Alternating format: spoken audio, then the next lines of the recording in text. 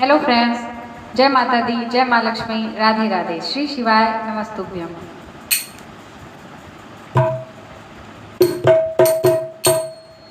ललकी चुनरिया ओढ़ाई नजरा जई माई, ललकी चुनरिया ओढ़ाई नजरा जई माई, ललकी चुनरिया ओढ़ाई नजरा जई माई, नजरा जई माई, नजरा जई माई, ललकी चुनरिया ओढ़ाई नजरा जई माई, ललकी चुनरिया ओढ़ाई नजरा जई माई।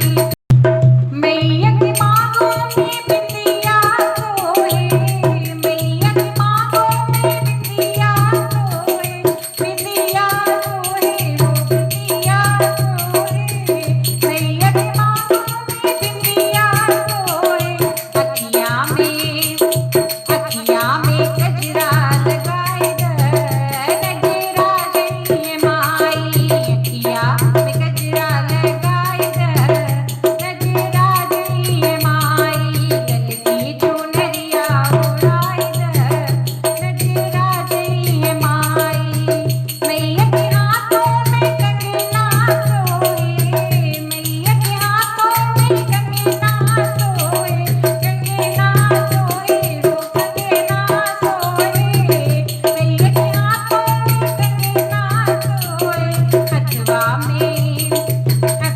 में मेहंदी रचाई नजरा जई माई, हथवा में मेहंदी रचाई नजरा जई माई, ललकी चुनरिया ओढ़ाई नजरा जई माई, नजरा जई माई, नजरा जई माई, नजरा जई माई, ललकी चुनरिया ओढ़ाई नजरा जई माई, ललकी चुनरिया ओढ़ाई नजरा जई माई। मैया के पाँव में पैजनी सोहे, मैया के पाँव में पैजनी सोहे, पैजनी सोहे हो पैजनी सोहे, मैया के पाँव में पैजनी सोहे। पौआ में रंगना लगाई नजरा जई माई, पौआ में रंगना लगाई नजरा जई माई, ललकी चुनरिया ओढ़ाई नजरा जई माई, ललकी चुनरिया ओढ़ाई नजरा जई माई।